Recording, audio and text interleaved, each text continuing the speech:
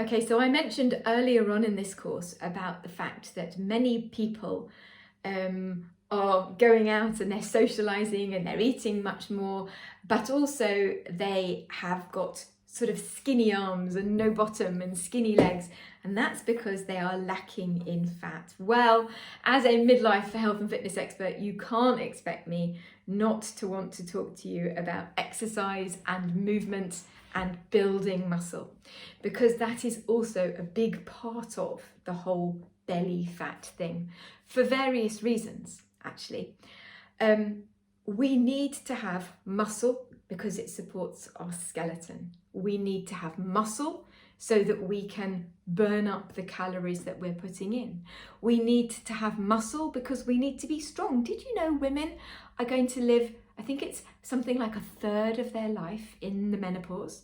So isn't it really important, therefore, that we have a body that moves and does what we want it to do so that we can continue to live a healthy and happy life in our menopause for a third of our life?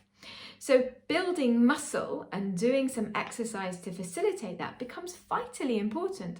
But what is really important, and as I say, I'm passionate about this, is that you're doing that exercise somewhere that's coaching you as a midlife woman, rather than you're doing that exercise in a place where they're also coaching a 32-year-old male. Because what a 32-year-old male needs for his exercise is very different from what you might need.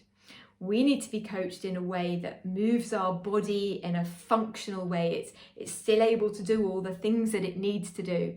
It still needs to be able to be strong and move forwards and backwards and sideways and up and down and all of those things. And if you love running or you love walking or you love dancing, do all of that stuff too, because all of that will keep you moving during the day. But one of the most important things, it's not the only most important thing, but it's one of the most important things, is to think about strength in your exercise.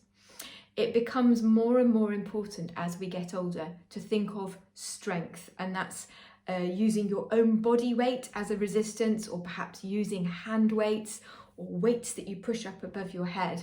So when you're thinking about the exercise that you might be taking, particularly if you're new to it, make sure that the person who's coaching you understands your needs as a midlife woman and the fact that you are trying to get stronger. Indeed, this is something that I coach all the time. I have an online course called Move Over Menopause, where I'm actively coaching women to specifically move in the way that they need to move, to give them health, not necessarily to give them a body that is going to stand on a stage in a very small bikini and a big tan to show things off. No, a body that's functionally strong, a body that will do what you want it to do for you.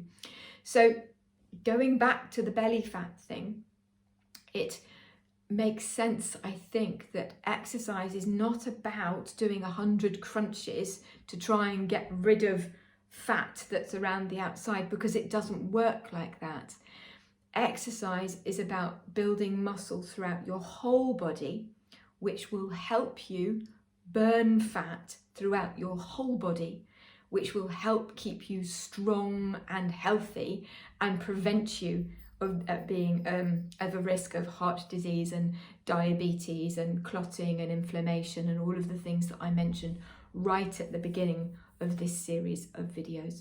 So think about that now. Think about where you get your strength exercise from. Is there something you can do to increase the type of strength exercise you're getting?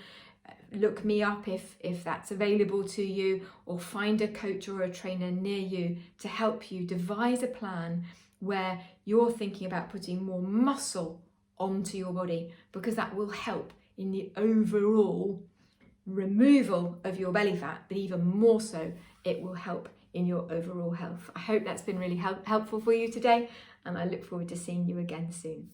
Bye.